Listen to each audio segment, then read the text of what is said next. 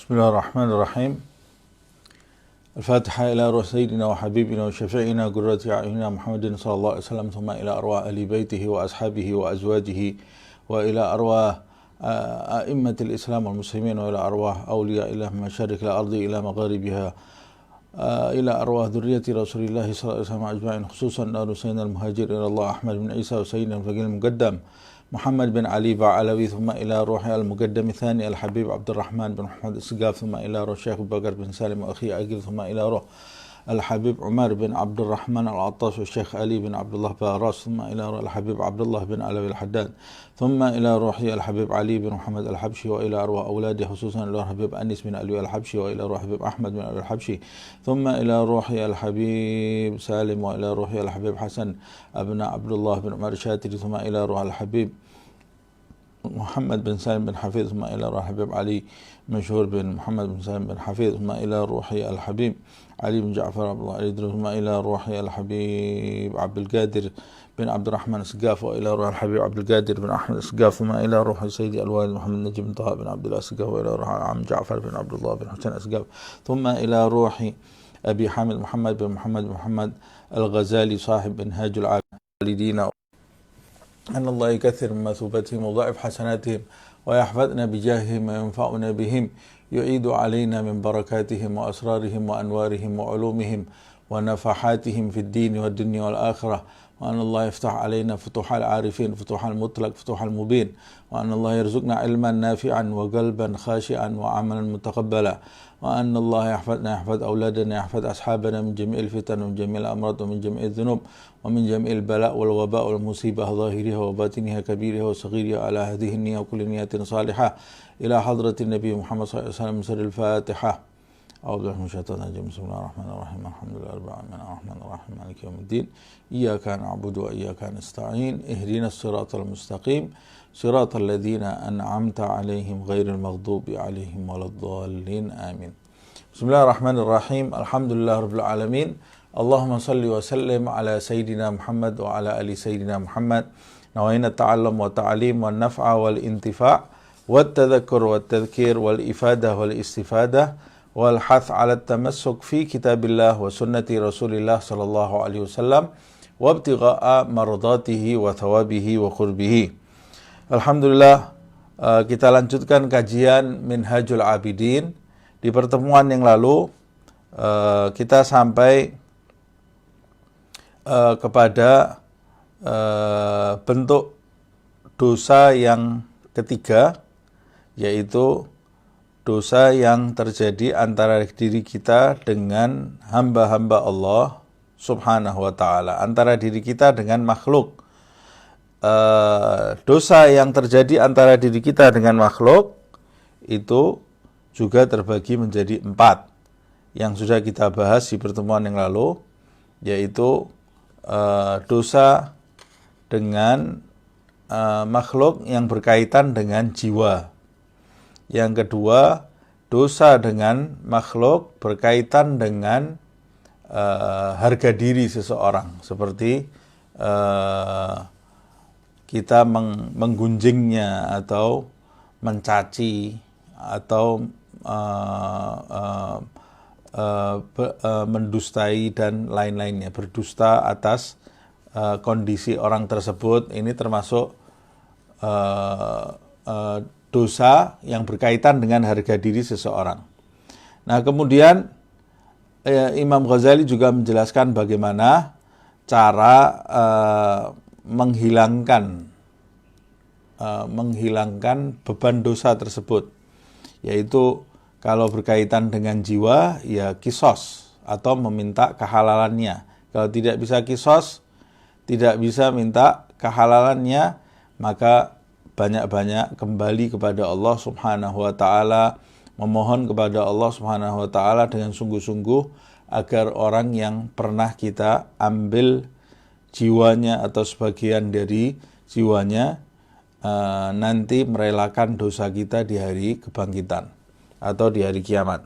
Kemudian yang berkaitan dengan harga diri, cara menghilangkan beban dosa tersebut yaitu juga dengan meminta maaf kepada orang yang pernah kita sakiti harga dirinya. Jika tidak memungkinkan meminta maaf, umpamanya kalau saya meminta maaf maka akan timbul amarah di dalam diri orang tersebut. Saya menggunjing orang tersebut, orang itu tidak tahu. Tapi kalau saya beritahu, saya menggunjing dirinya, maka dia akan jadi bertambah marah. Dan kalau dia bertambah marah, maka perkara yang terjadi antara saya dengan dia, nanti sangkutannya akan lebih besar daripada sangkutan menggunjing. Jadi apa yang harus saya lakukan? Saya berusaha meminta maaf, tapi kalau itu tidak memungkinkan, takut nanti putus hubungan silaturahmi dan lain-lainnya, maka yang harus saya lakukan adalah kembali lagi, alternatif yang terakhir, benar-benar tunduk kembali kepada Allah Subhanahu wa taala dan benar-benar memohon kepada Allah Subhanahu wa taala agar nanti orang yang pernah kita kunjingi atau yang pernah kita caci itu di hari kiamat meridhoi perbuatan buruk kita kepada orang tersebut. Loh, kenapa susah? Ya memang susah kalau dosa antara kita dengan Allah Subhanahu wa taala, kita angkat tangan langsung diampuni karena Allah Maha Pengampun, asalkan taubat kita ini memenuhi syarat-syaratnya seperti yang sudah kita bahas di pertemuan yang lalu. Tapi kalau kesalahan kita ini terkait dengan makhluk, Allah tetap mengampuni, tapi makhluk yang kita rampas haknya itu belum tentu akan memaafkan kesalahan kita. Itu sebabnya dosa antara kita dengan makhluk ini, kata Imam Ghazali, hadza ashkal wa as'ab. Ini dosa yang penyelesaiannya sangat kompleks, sangat rumit dan sangat susah. Nah, bagaimana caranya supaya saya terhindar dari dosa ini? Jangan sampai ada sangkut paut dengan makhluk. Jangan pernah kita rampas hak makhluk sebisa mungkin, walaupun itu juga tidak mungkin. Manusia hidup di dunia ini pasti ada sangkut pautnya dengan makhluk, tapi kita harus berusaha semaksimal mungkin. Dan kalau pernah kita terkena sangkutan dengan makhluk, maka segera kita meminta maaf atau meminta halalnya. Kalau tidak bisa, ya sudah, nanti urusannya di akhirat. Makanya dari sekarang kita betul-betul memohon kepada Allah Subhanahu wa ta'ala. Wa ammal hurmah, sedangkan bagian yang ketiga dari bentuk dosa antara kita dengan makhluk itu, yaitu al-hurmah. Al-hurmah, kalau al-irdu itu harga diri. Tapi kalau al-hurmah itu berkaitan, sudah lebih besar lagi, berkaitan dengan kehormatan diri. Berkaitan dengan kehormatan diri. Kita punya ikatan janji antara kita dengan orang lain hidup di dunia ini, kita nodai kehormatan dirinya. Wa amal hurmatu, contohnya yang dosa yang berkaitan dengan kehormatan diri, bi an khuntahu fi ahlihi wa waladihi au nahwihi, yaitu kita menodai kehormatan diri seseorang pada keluarganya atau pada istrinya atau pada anaknya, au nahwihi, atau kita berkhianat kepada seseorang pada keluarganya atau anaknya atau yang semacam dengan itu, dengan berkhianat. Ya, yang seperti ini kata beliau, fala wajha lil istihlal wal idhar. Ini sudah tidak mungkin lagi kita meminta halal dari orang yang pernah kita khianati. Bagaimana orang kita khianati kemudian kita datang, kita memohon maaf atau kita menjelaskan kepadanya bahwa kita sebenarnya pernah mengkhianati dia pada istrinya atau pada anaknya atau semacam itu. Sebab sudah dipastikan kalau kita berterus terang kepada orang itu, li'annahu yuwallidu fitnatan wa ghaidhan. Kalau kita berterus terang, pasti akan melahirkan kekacauan, kata Imam Ghazali, dan orang itu pasti akan murka terhadap perbuatan kita. Jadi apa yang harus saya lakukan? bal tadarra'u ilallah subhanahu liyurdiyahu anka. Kalau orang itu tidak tahu bahwa kamu pernah berkhianat, sudah kata Imam Ghazali, mohon ampun kepada Allah subhanahu wa ta'ala, kemudian betul-betul tunduk kembali kepada Allah, rendah hati di hadapan Allah subhanahu wa ta'ala, memohon agar orang tersebut nanti di hari kiamat memaafkan kesalahan khianat yang pernah kita lakukan kepada dirinya. Wa yaj'ala lahu khairan katsiran fi mugabalatihi, dan menjadikan perbuatan baik sebanyak-banyaknya.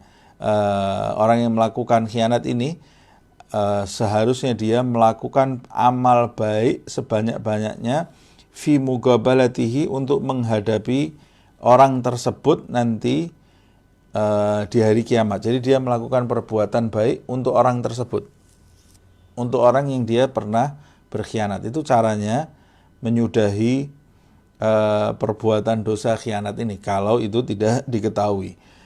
Jadi, oh, saya pernah berkhianat dengan si fulan, kalau saya terus terang akan terjadi kekacauan yang lebih besar.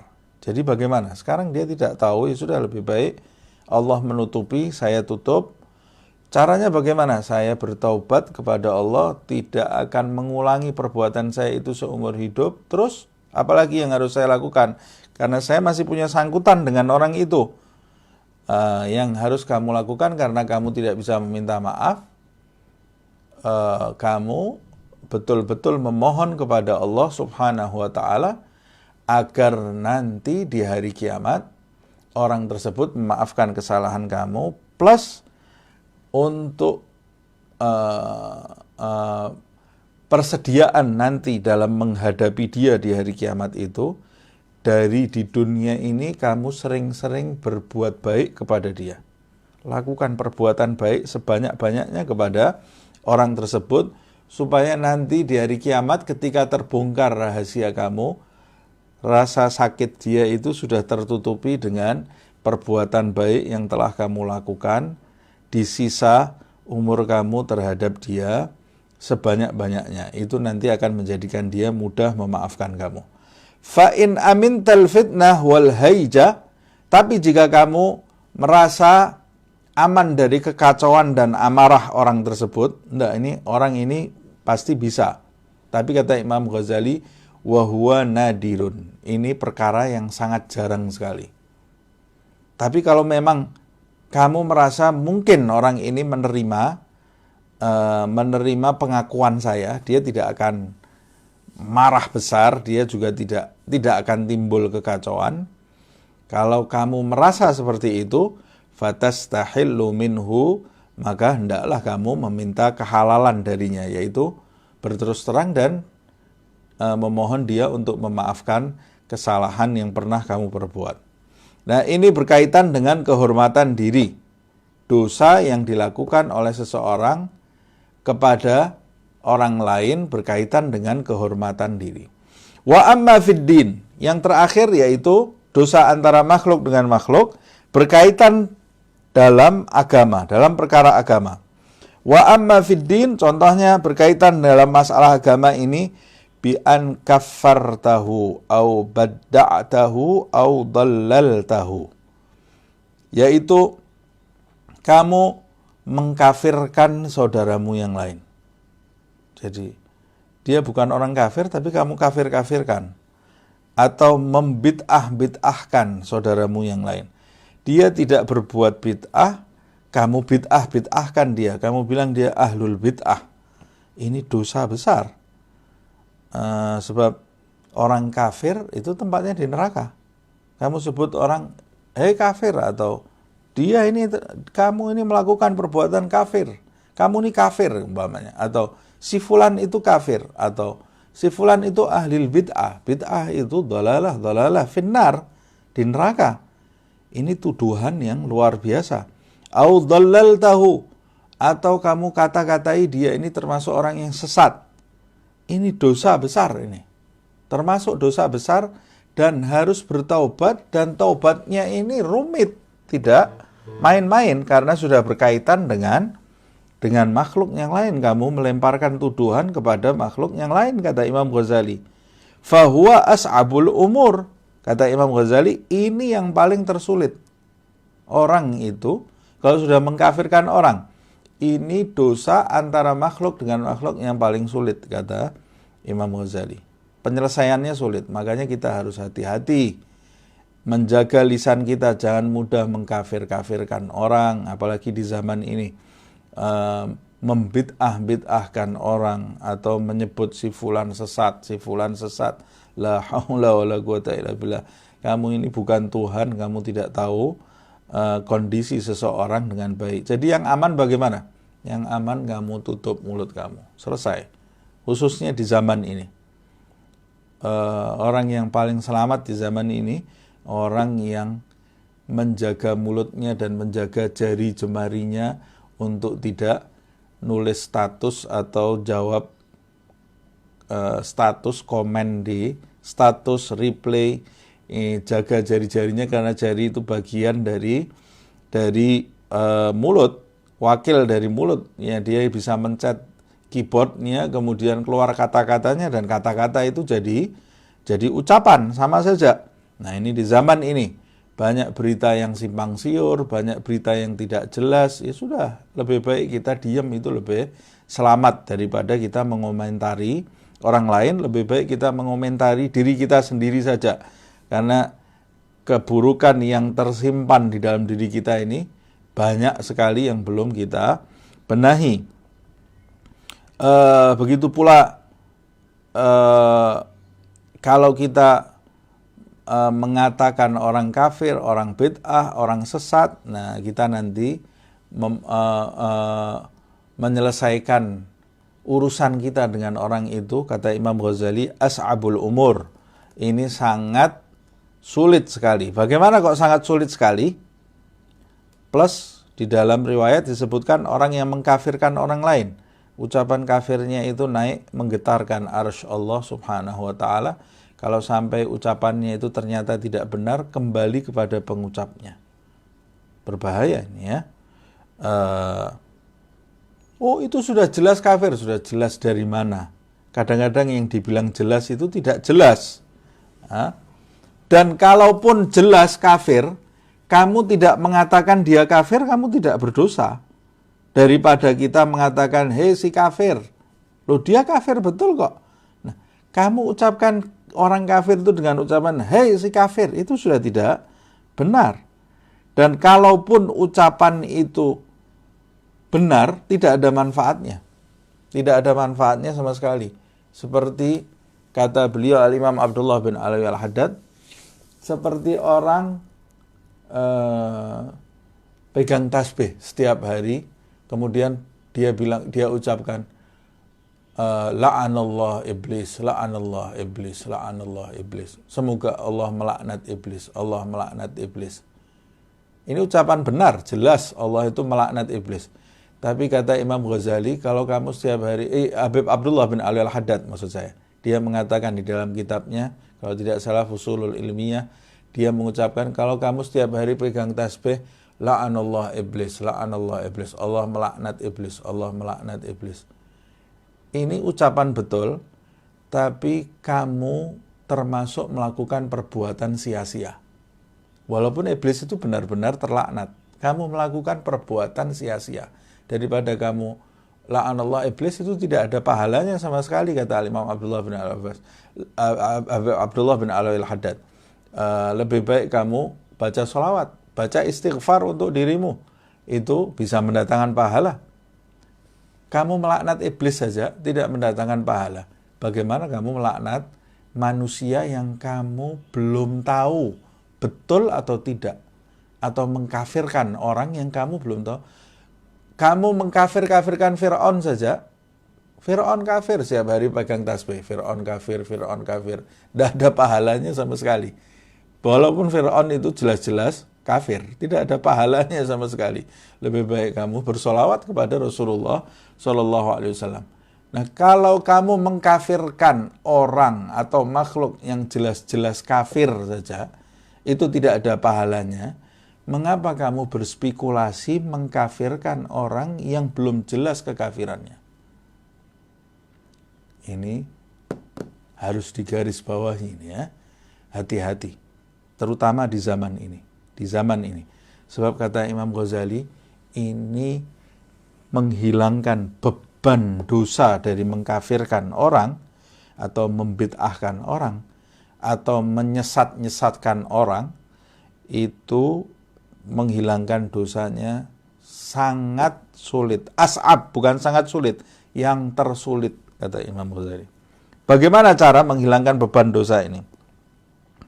Fatahtaju ila takdzibi nafsika baina yaday man qulta lahu dzalika. Pertama, yang harus kamu lakukan, jelas kamu memohon ampun kepada Allah Subhanahu wa taala. Yang kedua, kamu pergi menemui orang yang engkau katai kafir, menemui orang yang kau kafir-kafirkan itu, atau kau bid'ah-bid'ahkan itu, atau kau sesat-sesatkan, kata Imam Ghazali, kamu harus pergi menemui orang itu dan berbicara di depan orang tersebut bahwa kamu telah melakukan perkara atau mengucapkan ucapan dusta terhadap dirinya. Kamu harus mengakui itu, kata Imam Ghazali. Kemudian yang kedua, wa antastahilla min sahibika. Yang kedua, baru kamu memohon maaf. Yang pertama, kamu harus mengakui. Yang kedua kamu harus memohon maaf kepada orang tersebut. Meminta maaf kepada orang tersebut, in amkanaka, jika itu memungkinkan. Kalau tidak memungkinkan, lah orangnya jauh. Orangnya saya tidak pernah ketemu dengan orang itu. Kemudian saya tidak tahu alamat orang itu di mana, nomor teleponnya di mana. Kenapa kok bisa demikian? Ya saya cuma lihat televisi, saya kafir-kafirkan orang itu. Ya sudah terkena dosanya. Coba bayangkan, kenapa kita ini membebani diri kita sendiri dengan cara mengkafirkan orang yang kita sama sekali tidak pernah ketemu dengan orang itu. Kalau kita bisa menjaga mulut kita, maka kita tidak ada sangkut paut terhadap orang tersebut. Tapi karena mulut kita ini lancang, tidak dijaga mulut kita, orang yang kita tidak pernah ketemu seumur hidup nanti bisa menuntut kita di hari kiamat karena kita tidak bisa menjaga mulut kita. Karena kita cuma lihat foto orang tersebut, kemudian kita akan ucapkan, ini kafir loh, atau ini ahlul bid'ah, ini orang sesat loh nih ya. Loh, saya ini sudah pasti itu. Pasti dari mana? Kalaupun pasti pun itu tidak mendatangkan pahala buat kamu. Apalagi kamu katanya. Sekarang ini banyak dalil katanya. Dalil katanya ini dari mana ini ya? Ini orang bid'ah ini. Tahu dari mana? Katanya, saya pernah dengar, saya pernah terima message, saya pernah terima broadcast, orang ini orang sesat. Terus broadcast itu menjamin kebenaran dari mana? Sehingga kamu berani spekulasi mengikuti broadcast tadi. Kalau misalnya ada broadcast minum, umpamanya ini ya, minum racun A, kamu berani minum racun itu yang tidak jelas kehalalannya. Oh, ternyata racun A itu, atau gini, minum bensin. Kalau kamu minum bensin, kamu terhindar dari penyakit A, B, C, D. Terus kamu langsung ambil bensin, kamu minum. Atau ini betul atau tidak ucapan ini? Kamu pasti akan meneliti. Ini kalau kamu minum bensin, kalau itu ucapannya tidak betul, sakit kamu yang rusak cuma organ tubuh. Tapi kalau ini ucapan yang menyangkut perkara orang lain, kamu tidak meneliti, hanya sebar broadcast saja, tidak kamu teliti terlebih dahulu, tidak kamu kaji terlebih dahulu, dan itu pun kalau ternyata benar, ini ada manfaatnya atau tidak, menyakiti orang lain atau tidak, itu penting dipertimbangkan. Yang lebih aman lagi, kalau terima broadcast tentang itu, tidak usah dibaca, dihapus. Broadcast untuk orang lain. Broadcast yang menjatuhkan nama orang lain. Nggak ada manfaatnya buat diri kita. Lebih baik kalau ada broadcast yang menjatuhkan diri kita, mengkritik kita, baru itu kita baca. Kita baca bukan kita marah, tapi kita teliti. Oh, ternyata mungkin benar apa kritikan itu. Itu kita baca untuk memperbaiki diri kita. Tapi kalau mengkritik orang lain, untuk apa kita baca? Kemudian kita nimbrung juga dalam kritikan itu, kritikan yang negatif ini ya, kita nimbrung dalam cacian itu, pengkafiran, takfir itu, perbuatan takfir itu, atau membid'ahkan orang dan menyesatkan orang. Kalau kita ikut nulis satu huruf saja mendukung ucapan itu, maka kita juga harus menerima dosanya dan harus melakukan perkara yang disebutkan oleh Imam Ghazali tadi. In amkanak, jika itu memungkinkan. Kalau saya tidak mungkin ke tempat orang itu, umpamanya saya sebetulnya tidak kenal sama orang itu, atau saya tidak tahu alamatnya, saya tidak tahu nomor HP-nya, atau kalau saya jelaskan, wah dia bakal marah besar, berarti tidak mungkin saya menyatakan kebohongan saya terhadap dirinya di depan orang itu, dan tidak mungkin saya meminta maaf. Apa yang harus saya lakukan? Fal ibtihal, alternatif terakhir. Nah, kamu harus benar-benar memohon kepada Allah Subhanahu wa taala jiddan, sungguh-sungguh, wat tanaddumu ala dzalik, dan benar-benar menyesali perbuatanmu itu, liyurdiyahu angka, agar dia nanti kalau ketemu dengan dirimu, karena nanti kalau di hari kiamat pasti orang-orang yang punya sangkutan dengan kita itu pasti nyari kita. Dia nanti dapat catatan itu, oh kamu punya pahala, punya keuntungan dari si fulan karena dia dulu pernah mencaci kamu. Nanti dia akan nyari dan pasti ketemu, tidak mungkin tidak ketemu, karena pengadilan hari akhirat itu pengadilan yang tertinggi, yang paling agung. Hakimnya adalah Maha Hakim, yaitu Allah Subhanahu wa taala yang Maha Adil. Pasti sebelum orang masuk surga dan neraka, semuanya diadili dulu oleh Allah Subhanahu wa taala seadil-adilnya. Tidak ada kebaikan yang terlewat setitik pun, dan tidak ada keburukan yang terlewat setitik pun. Kalau sudah selesai perkaranya, orang yang berhak masuk surga itu pasti diselesaikan dulu seluruh sangkutannya. Begitu selesai sangkutannya, baru dia diizinkan masuk surga. Kalau ada satu sangkutan saja, dia tidak mungkin bisa masuk ke dalam surga. Nanti bakal mencari orang itu. Nanti kalau ketemu, saya mohon ridhonya. Saya mohon kepada Allah agar orang tersebut meridhokan kesalahan yang pernah saya perbuat.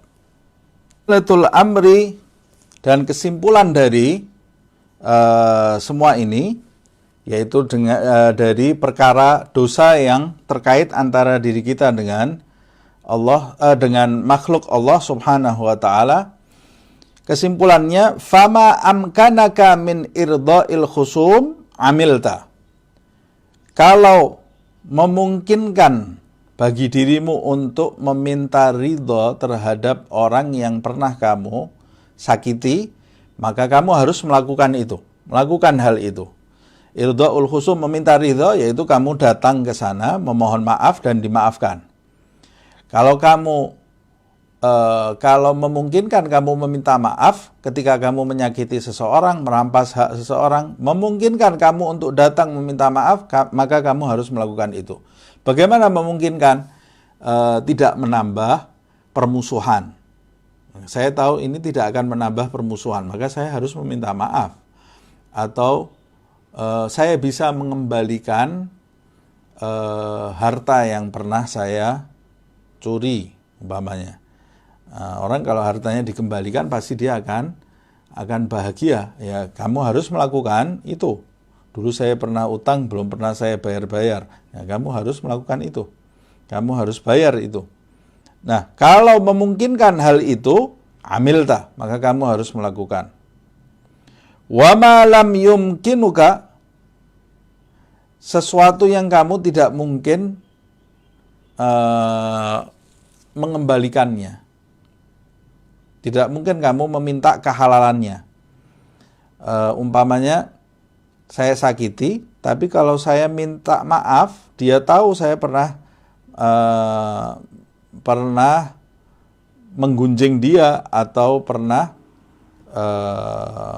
mengkafir-kafirkan dia atau pernah melanggar kehormatan dirinya. Kalau dia tahu, atau saya pernah merampas jiwanya atau bagian dari jiwanya, tapi semua itu tidak mungkin saya minta kehalalannya. Kalau tidak mungkin, raja'ta ilallah subhanahu wa ta'ala, maka kamu harus benar-benar kembali kepada Allah subhanahu wa ta'ala, bitadarru', dengan rendah hati memohon kepada Allah, wasidgi, dan bersungguh-sungguh, liyurdiyahu angka, memohon kepada Allah setelah taubat, diampuni dosanya oleh Allah, dan memohon kepada Allah subhanahu wa ta'ala agar nanti dia di hari kiamat memaafkan kesalahan-kesalahan yang pernah kita perbuat terhadap dirinya. Terus bagaimana urusannya? Urusannya, dosa kamu diampuni oleh Allah subhanahu wa ta'ala, tapi sangkutan kamu terhadap dia tetap ada. Fayakunu dzalika fi masyiatillahi subhanahu yaumal qiyamah. Perkara dia menuntut atau tidaknya itu terpulang dari kehendak Allah subhanahu wa ta'ala di hari kiamat. Warraja'u minhu bifadlihi al-azim. Tapi kamu tetap harus memiliki harapan atas karunia Allah subhanahu wa ta'ala yang besar, wa ihsanihil amim, dan kebaikannya yang meliputi, yang menyeluruh. Kamu tetap harus berharap kepada Allah, annahu idza alima sidqa min qalbil abdi, bahwa sesungguhnya Allah subhanahu wa ta'ala itu jika melihat kesungguhan di dalam hati hambanya. Kalau Allah melihat kesungguhan kita, ya Allah, saya sudah tidak mau mengulangi perbuatan jahat saya kepada makhlukmu yang seperti itu, saya sudah tidak mau mengulangi lagi. Saya sudah tidak mau menggunjing dia lagi, ya Allah. Saya sudah tidak mau menipu dia lagi, ya Allah. Betul-betul saya taubat. Betul-betul kamu bersungguh-sungguh taubat, tapi kamu mau minta maaf tidak memungkinkan. Kalau Allah melihat kesungguhan di dalam hatimu, fa'innahu yurdi khusama'ahu anhu min khizanati fadlihi, maka dia, Allah subhanahu wa ta'ala, akan menjadikan mereka yang pernah disakiti itu meridhokan kesalahan orang-orang yang pernah menyakitinya. Nanti mereka yang pernah kita sakiti, kalau kita sungguh-sungguh, ya Allah, oh mereka pernah saya sakiti, Allah subhanahu wa ta'ala akan menjadikan orang yang pernah kita sakiti itu memaafkan kesalahan kita. Caranya bagaimana? Min khizanati fadlihi, dari karunia Allah subhanahu wa ta'ala. Seperti yang disebutkan dalam riwayat, nanti Allah subhanahu wa ta'ala akan menampakkan kepada orang yang pernah kita sakiti itu pahala yang besar di surga Allah subhanahu wa ta'ala.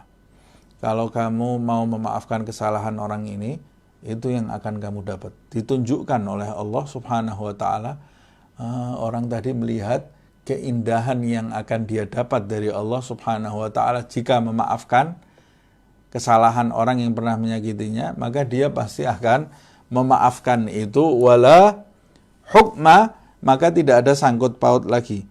Jadi Allah subhanahu wa ta'ala akan menjadikan orang itu ridho, tidak dengan menuntut balas kepada dirimu, tapi dengan cara memaafkanmu, dan nanti dia akan mendapatkan sesuatu dari Allah subhanahu wa ta'ala. Fa'lam hadhihi haqqaha rasyidan fahadhihi hadhihi.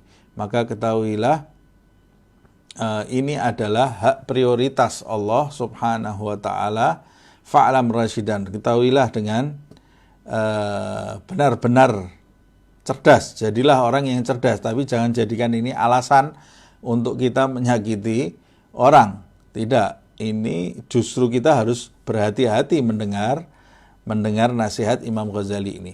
Fa idza anta amilta ma wasafna, kalau kamu sudah melakukan apa yang saya ajarkan, kata Imam Ghazali, berkaitan dengan kesalahan kita dengan makhluk, kamu sudah melakukan apa yang saya sifatkan di belakang, di atas, sudah saya ajarkan, saya jelaskan.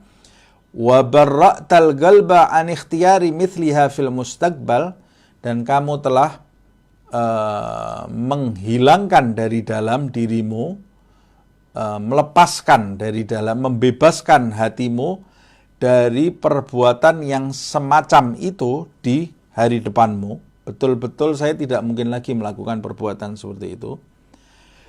Maka kata Imam Ghazali, faqad kharajta minadz-dzunubi kulliha, maka kamu telah keluar dari perbuatan dosa sama sekali. Kamu sudah tidak ada dosanya sama sekali. Wa in hasalat minka tabri'atul qalbi, tapi jika kamu sudah membebaskan hatimu, sudah betul-betul bertaubat, sudah membebaskan hatimu dari keinginan melakukan perbuatan jahat itu di masa depan kamu sudah betul-betul taubat, sudah tidak mau jadi orang jahat lagi. Walam yahsul minka qadha'ul fawaid, tapi kamu belum bisa mengqadha amal ibadah yang kamu tinggalkan. Umpamanya saya 10 tahun yang lalu, saya sudah 10 tahun meninggalkan sholat. Itu saya mulai sekarang mau sholat, saya mau sholat mulai sekarang. Tapi qadha 10 tahun saya sudah tidak mampu qadha 10 tahun. Umpamanya sudah tua, umpamanya ya. Qadha 10 tahun saya tidak mampu saya kalau disuruh qadha. Atau bukan karena tua, memang karena baru taubat, kemampuannya untuk beribadah masih kecil. Ada orang mau taubat, orang tadinya tidak sholat, kemudian mau sholat. Kemudian kita bilang qadha yang 10 tahun yang lalu, tidak jadi taubat dia. Tapi kalau dia, ya sudah saya mulai sekarang, saya mau mengerjakan sholat, itu sudah bagus. Itu sudah bagus. Wa irda'ul khusum, atau kamu sudah berjanji di sisa umurmu mau jadi orang baik, tapi kamu belum mendapat maaf dari orang-orang yang engkau sakiti. Maka apa yang terjadi? Fattabi'atu lazimatun.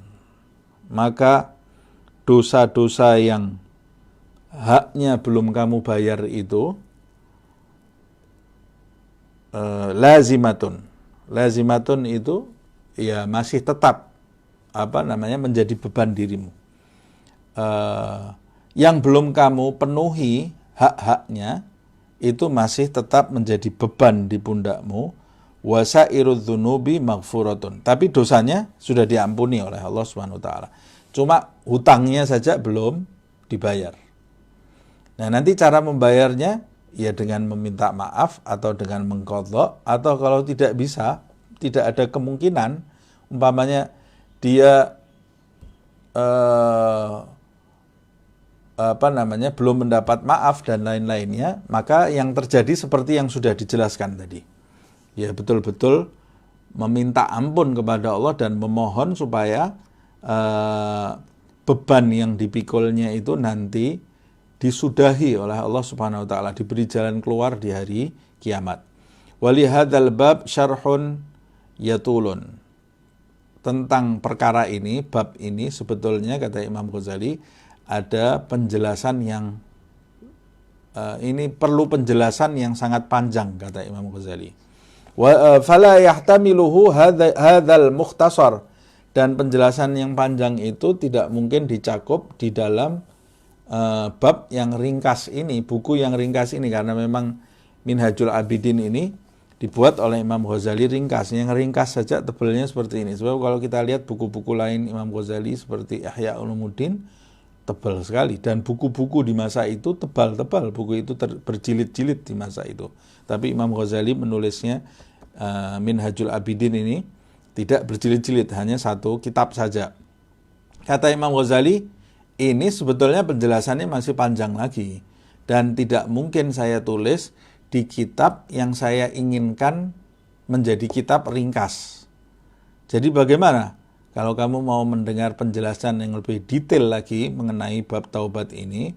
Wandur kitab At-Taubah min kutub Ihya Ulumuddin awalan. Pertama kamu kaji masalah ini di kitab taubat yang tercakup di dalam kitab Ihya Ulumuddin. Maksudnya di bab taubat yang tercakup dalam kitab Ihya Ulumuddin. Pertama-tama kamu baca itu.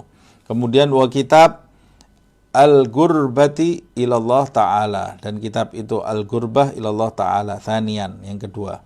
Kemudian wa kitab Al-Ghayatil Ghaswa thalithan. Yang ketiga kitab Ghayatil Ghaswa. Tajid fawaida katsiratan wa syarhan jamman. Di tiga kitab ini kata Imam Ghazali kamu akan mendapati faidah banyak sekali tentang ilmu taubat, wa syarhan jamman dan penjelasan yang sangat luas. Walladzi dzakarnahu hahuna huwal aslu alladzi la budda minhu. Sedangkan yang saya bahas di kitab ini hanya sekedar pokok-pokoknya saja yang wajib kita ketahui. Kalau kamu mau mengembangkan, kata Imam Ghazali, mengembangkan lebih lanjut masalah ilmu taubat ini, maka hendaklah kamu membaca tiga kitab yang saya sebutkan, kata Imam Ghazali. Wabillahi taufiq. Semoga Allah subhanahu wa ta'ala memberikan taufiknya kepada kita semua. Di dalam masalah taubat ini kita akan menyelesaikan dua bagian lagi, yaitu bayan haqiqah at-taubah wa ma jaa fi dzalika min aqwali salaf, penjelasan tentang hakikat taubat dan ucapan-ucapan salaf pendahulu yang soleh mengenai itu. Kemudian yang terakhir berkaitan dengan hakikat taubat yang sebenarnya. Hakikat taubat, kalau yang sudah kita pelajari kan syarat-syaratnya, kemudian bagian-bagian syarat-syarat taubat, muqaddimah taubat, kemudian bermacam-macam dosa dan tata cara penyelesaiannya. Nah, nanti insya Allah di pertemuan yang akan datang kita akan bahas lagi hakikat taubat dari ucapan-ucapan para salaf pendahulu yang saleh.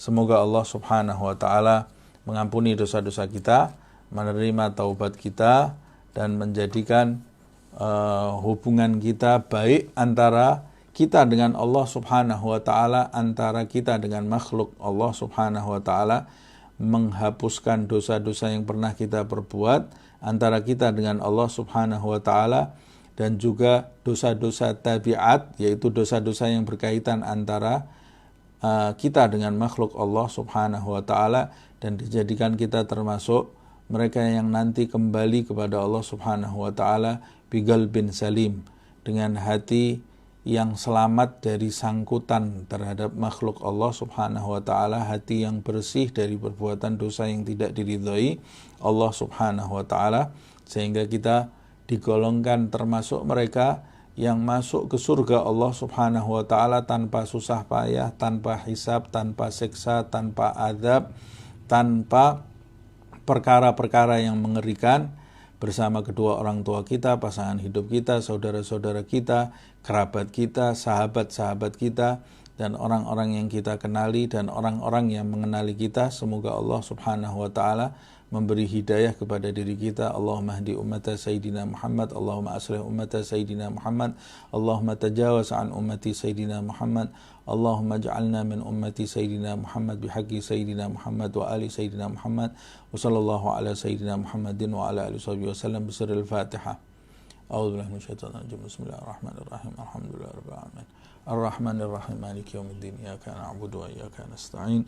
Ihdinas siratal mustaqim, siratal ladzina an'amta 'alaihim ghairil maghdubi 'alaihim waladdallin. Amin. Mohon maaf, sinyal internetnya kadang-kadang naik turun. Jadi mungkin kadang-kadang suka mati, tapi ya sudah, yang seperti ini mudah-mudahan masih tetap mendatangkan manfaat, insya Allah lebih baik daripada tidak ada.